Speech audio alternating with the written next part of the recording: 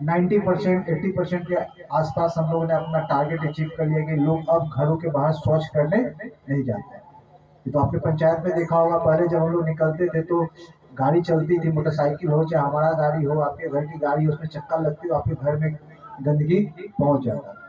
तो माननीय प्रधानमंत्री के नेतृत्व में, उनके मेहनत से प्रथम फेज को हमने जब सफलतापूर्वक प्राप्त कर लिया, तो द्वितीय फेज की उन्होंने बोला कि अब सोसाइटी से, समाज से, घरों से कचरा प्रबंधन करके एक कचरा प्रबंधन इकाई बनाया जाए, उसमें उसको रखा जाए। इसके लिए पूरे भारतवर्ष में एक WPU हर राज्य में बनाया जा रहा है। हम लोग उस रफ्तार में काफी पीछे हैं। आपको पता होना चाहिए कि आज से 4 या 5 नवंबर को हमारे आदरणीय चीफ सेक्रेटरी सर के द्वारा VC हुआ था।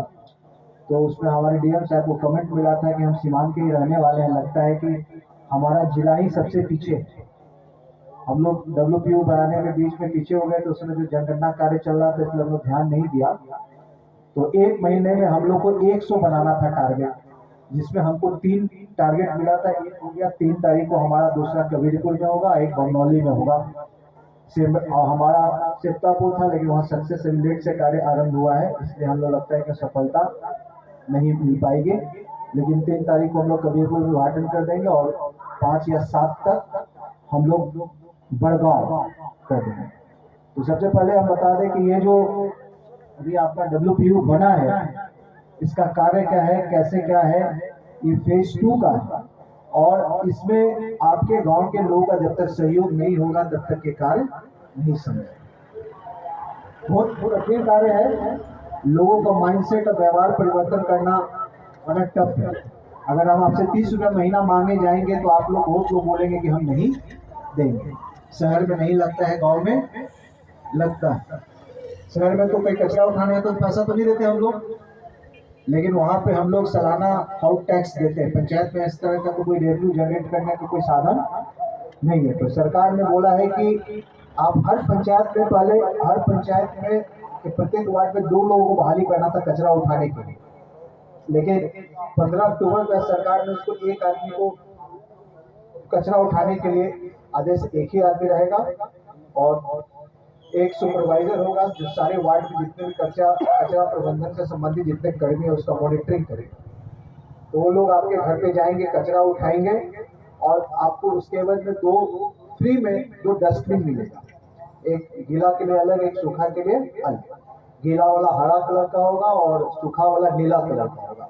ये लोग सुबह जाएंगे, गाना बजता रहेगा, साइकिल में, ठेला पे कचरा वाला आया, कचरा वाला आया, ये हॉर्न भी मारेंगे, विसिल्स मारेंगे, सीटी मारेंगे।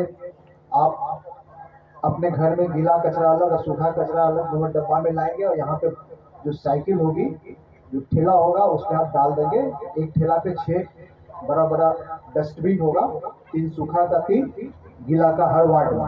तो आप उसमें डालेंगे और उसके बाद उस कचरे को उठा के एक ठेला, इलेक्ट्रिक रिक्शा कहिए, वो बड़ा ठेला जो उसको सारा वार्ड से कलेक्ट करके यहाँ पे ला के रख दें। ये छोटा मोटा इसका प्रक्रिया है।